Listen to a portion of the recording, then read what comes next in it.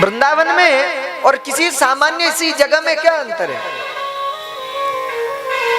पेड़ पौधे भी हैं, नदी भी है, तालाब भी है, पक्षी भी हैं, जीव जंतु भी हैं, सब है भैया। अंतर केवल इतना सा है।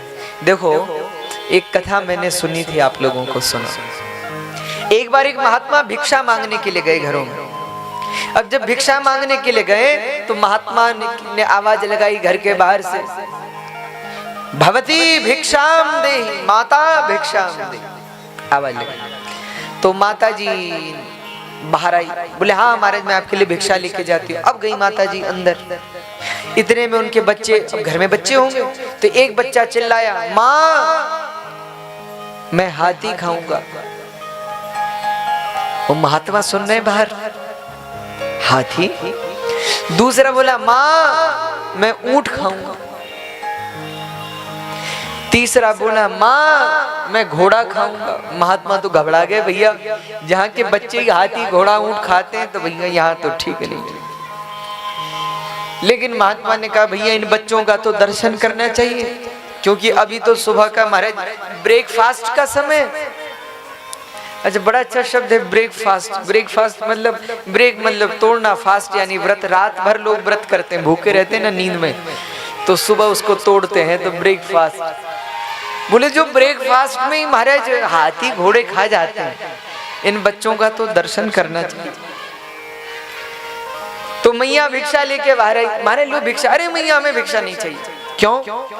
मैया तू तो बस अपने बच्चों का दर्शन हमको करा दे। महाराज दर्शन बच्चों के क्यों? महात्मा बोले, महाराज माँ आपके बच्चे कहते मैं हाथी खाऊंगा, मैं घोड़ा खाऊंगा, मैं ऊंट खाऊंगा। जो नाश्ते में ही हाथी घोड़ा ऊंट खा जाते हैं, जरा हम भी तो उन बच्चों का दर्शन करें। अरे महाराज, मैया ने कहा, महाराज आपका दिमाग तो ठीक है, हम शुद्ध वैष्णव परिवार हैं, हमारे यहाँ प्याज लहसुन नहीं बनता, हाथी घोड़े की बात करते हैं, कैसी बात करते हैं? महात्मा बोले, मैया कैसी बात करती हो? हमने अपने कानों से सुनी, अंदर से आवाज आई, माँ मैं हाथी खाऊंगा, माँ मैं घोड़ा खाऊंगा, माँ मैं ऊंट खाऊंगा। कहते माता जी ने जैसे ही सुना, माता जी हंसने लगे। अरे बोले, महाराज मैया आप हंस क्यों रही हो?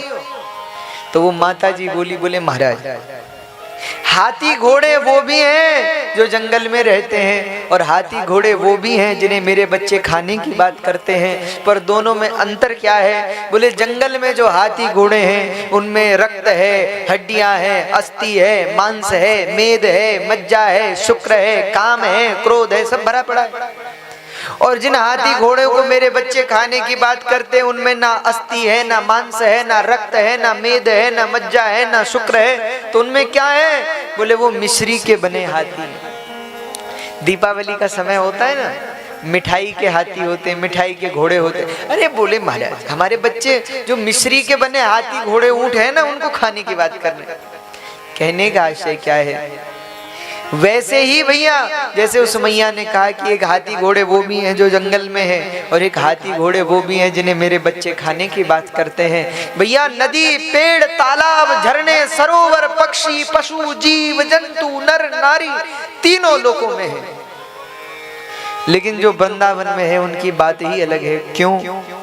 अन्य जगह जो लोग हैं उनमें काम है, क्रोध है, लोभ है, मोह है, मद है, मात्सर्य है, प्रतिस्पर्धा है, द्वंद्व है, द्वेष है, ईर्ष्या है, वासना है, पिपासा है, लालसा है, तृष्णा है, लोकेष्णा है, वित्तेष्णा है, पुत्रेष्णा है।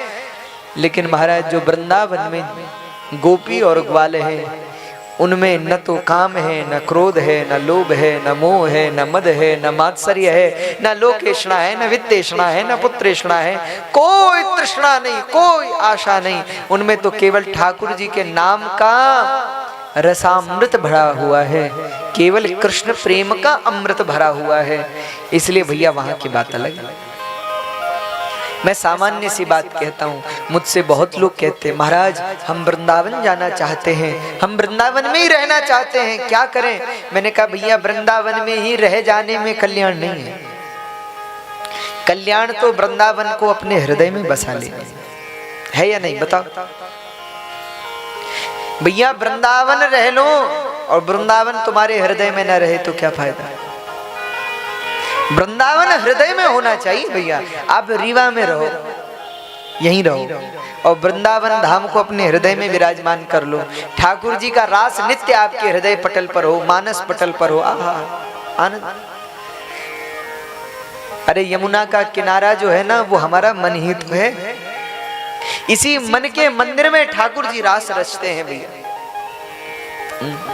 इसी मन के मंदिर में बिहारी जी, राधा वल्लभ जी, राधा रमण जी, गोविंद देव जी, जुगल किशोर जी, गोपीनाथ जी, ये सब छिपे हुए हैं। बस कोई रूप गोस्वामी जैसा महापुरुष चाहिए जो हृदय से इन चित्रपटों को निकाले, जो हृदय से भगवान की झांकी को प्रकट कर दे। हम सबके हृदयों में भगवान बैठे हैं, बस कोई ऐसा संत चाहिए जो हमारे हृदय से ठाकुर जी की उस दिव्य छटा को निकाल ले और प्रकट कर दे।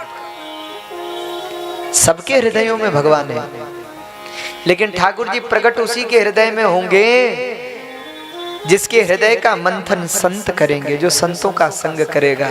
आहा, संत क्या करते हैं? भक्तों के हृदय को मथते हैं और मथने के बाद भक्त के हृदय से, जैसे दूध को मथ लेने के बाद माखन निकल आता है ना, वैसे संत भक्तों के हृदय को ऐसा मथते हैं, ऐसा मथते हैं कि हृदय से श्री ठाकुर जी की छटा प्रकट हो जाती है। तो ये रास पंचाध्याय की बड़ी दिव्य कथा है। आज व्रज के जितने भी जीव जंतु पशु पक्षी हैं, सबने भगवान की वंशी सुनी है और जिसने सुनी वही चला। सुखदेव जी कहते हैं, राजन